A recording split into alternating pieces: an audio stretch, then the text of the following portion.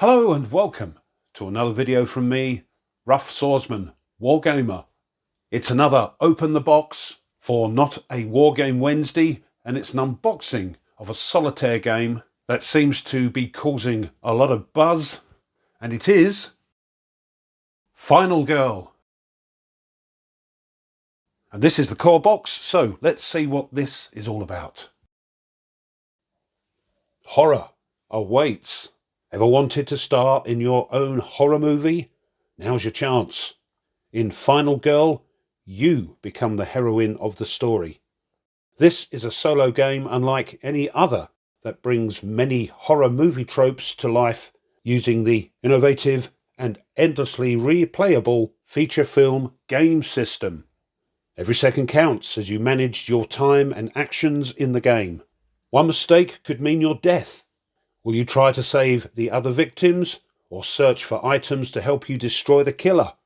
Play cards, roll dice, and feel the exhilaration and the dread in every moment. So this core box has the primary components of the game, but must be combined with at least one feature film box. So grab this box or one or more of the feature film boxes and you will have everything you need to play. Since the killer can be played at any location, adding additional feature film boxes greatly increases your options and provides exciting new challenges. Right, so you can't play the game with this box. We need at least one of these feature film boxes, which, as you'll see in a moment, will be revealed. So in this box we have one double-sided player board, 11 health tokens, 3 victim holding boards, 3 victim holding tokens, 8 tracking markers, 25 health markers, a rulebook, a time marker, a bloodlust marker, 23 action cards, 27 meeples, and 6 custom dice. Okay, let's get the shrink wrap off. The shrink wrap is off, so let's open the box. It's one of those magnetic boxes. And the first thing we see is the rulebook. So let's have a look at that. So the rulebook comes in at 34 pages, full colour, glossy paper, and it's about A5 size. So we've got a bit of backstory here and information about the feature film game system. And there are 5 feature films in Series 1. What's in this box, and an overview of the game boards. Here's the player board and one of the killer boards, which isn't in this box,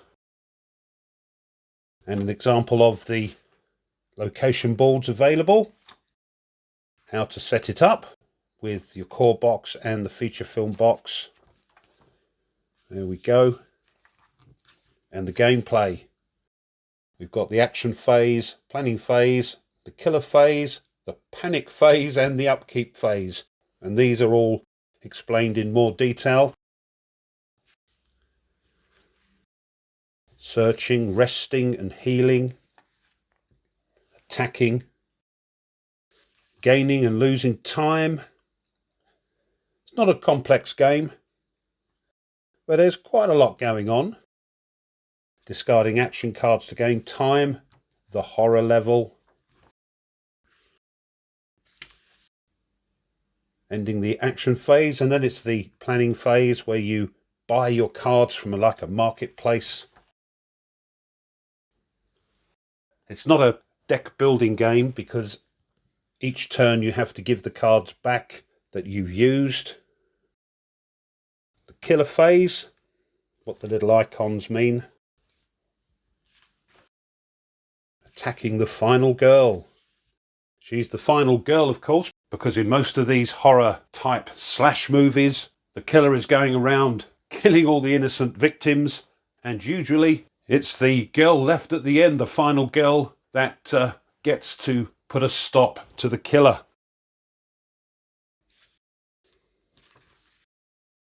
The panic phase. and upkeep, revealing the finale, how the game ends, and some additional rules. Weapons, the final health token. I understand, yes, that once you get down to your final health token, you reveal it. And this final health token is on both you and the killer. Just like in the movies, if you reduce the killer's health down to the last one, that will be revealed and they may come back to life. As can the final girl. You've seen the films where you think the final girl is dead, but no, there's a twitch. She gets up and stabs the killer right at the end of the film. So that's all sort of modelled with these final health tokens.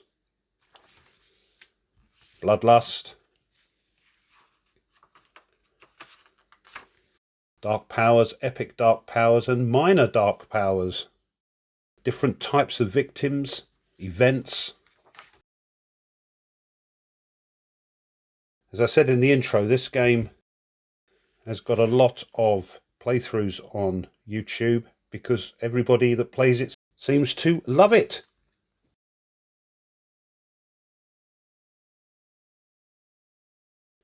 Game ambiguity. Or you can use whatever sort of rule you wish to make it harder or easier or funnier. Minions. Attacking minions, and there we are, index. Turn summary. Some of the action cards. How they're resolved or how they're used. And the icons. There we go. Them's the rules. Next, a small sheet of counters. Here we've got these overflow cards that if you've got a lot of victims on one space, it looks a bit crowded. You can place them on one of these and represent them on the game board by the corresponding token. And these are those final health tokens I was talking about. And these are to remind you that if either the killer or the final girl is down to their last health token, reminds them that they can throw an extra die. And on the other side, virtually the same except for these final health tokens. Most of them have no extra health, but as you can see, we've got one of each, giving that character 1, 2 or 3 extra health. Here's the player board, and we put whichever final girl we're using here, the health of that final girl, any items we find here, either right or left-handed or both hands, and what's in the backpack. Dead victims go here. And this is the horror track, which I think normally starts at number 4. And that denotes how many dice you can throw. So if we can get it up to here, we can throw 3 dice, but if it raises itself up to here, we can only throw 1 die. A sort of summary of sequence of play. And here's the time track. And depending on what you do, we'll either gain or more likely lose time. And when we finish playing the action cards, which you'll see in a moment, any leftover time we can use to buy better cards in the planning phase. But if you're feeling lucky, you can turn it over and play the extreme horror version, which is harder. Next, in the core box, we've got this rather dinky storage tray with our other components. So let's have a look at those. In one of the bags, we have the meeples. These are your bog standard victims. And these are your special victims, which are denoted by the feature film box you're using. In another bag, we have the health markers, the time marker, and these are used to denote the killer on the map and the horror track. And the one in the middle is our heroine, the final girl. Next, a bag of these very small tokens, and these are used as sort of indicators to mark off, for instance, how many times you've used a weapon. And this is the Bloodlust marker. 6 chunky custom dice. This being a success, this an utter failure, and this one meaning you can get a success if you discard 2 of your action cards. And then 23 action cards, and you'll use these cards regardless of what feature film box you're using. But these will give you your actions. For instance, walking. You have to throw 2 successes to do this. 1 success will do that. No successes will make you do something bad. And here's the cost. So these are like starting cards because they don't cost anything. But as you can see, as we go on, they get more and more expensive.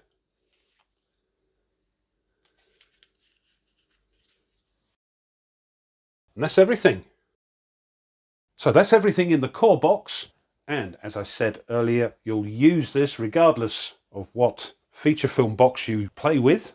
But to put it in context, let's have a look at one of those feature film boxes. And the one we're going to look at is the one I understand that most people recommend new players to start with. And it is this one, featuring Hans the Butcher and Camp Happy Trails. So what's all this about? Welcome to Camp Happy Trails.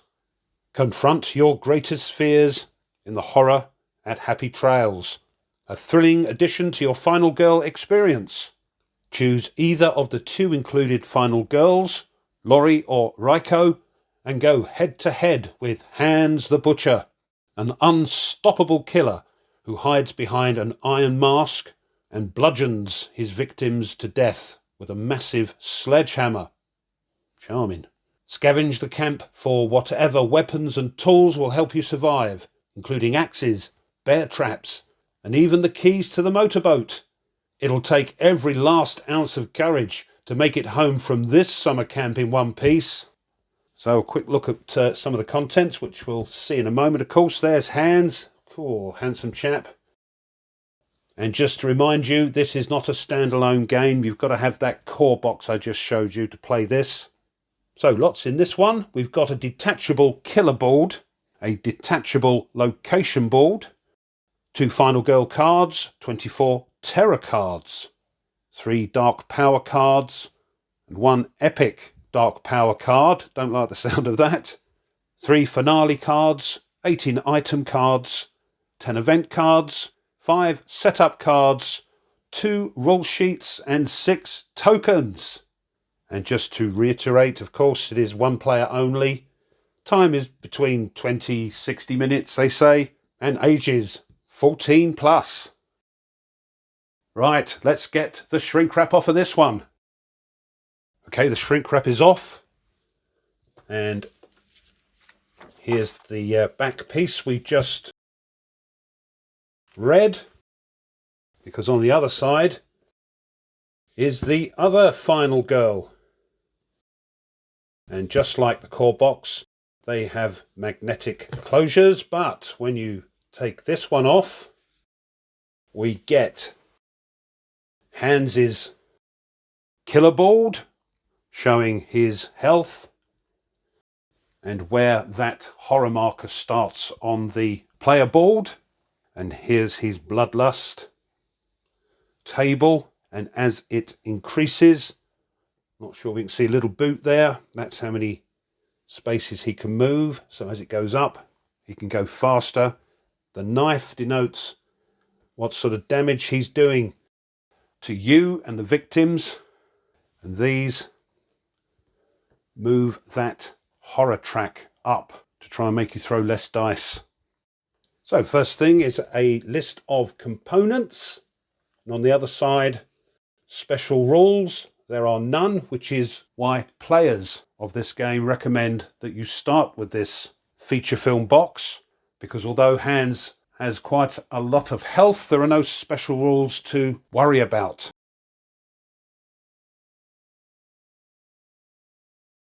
Here we've got a nice little storage box, and underneath that we've got for Laurie's eyes only. Do not open until you have survived a game with Laurie. Probably some special equipment, but let's have a look in here. First thing, here are the two final girls, Laurie and Reiko. And here is where you place rescued victims, giving you special things to do when you cover these up. And if you cover them up completely, we can turn this over to get their special ability, but I won't do that. We'll keep it as a surprise.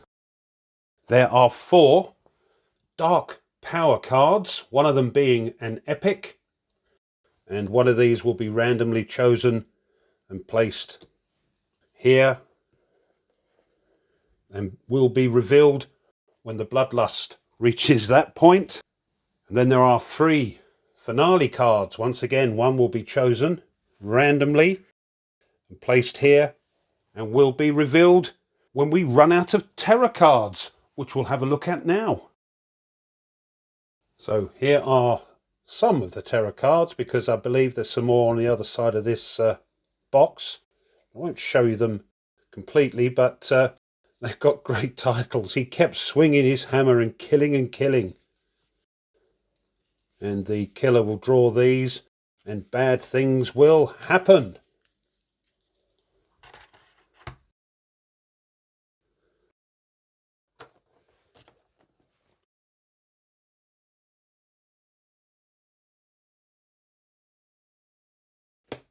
That's one side of the box, and on the other side we have Reiko, and this comes off to reveal Camp Happy Trails. And again, hopefully if we do a playthrough of this, we'll see how this all works. So this is the map the killer, the victims and the final girl will move about on. The final girl, of course, may be trying to rescue victims or searching areas for items. So that's the map.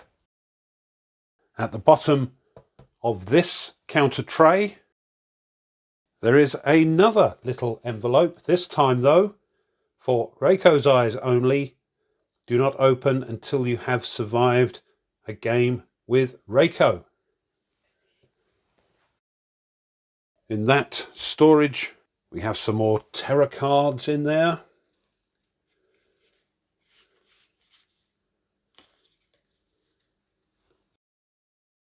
And some mini cards. We've got items. Show you a couple of those. Oh, old revolver.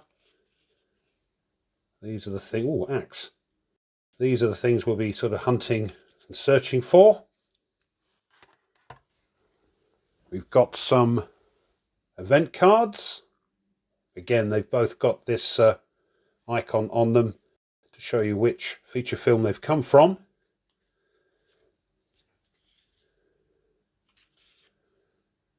Oh, right. And some setup cards. Pick one of these randomly and it shows you how to set up the victims, how many you've got in each space, where the killer starts and where the final girl starts. So lots of replayability with just these setup cards. There we go.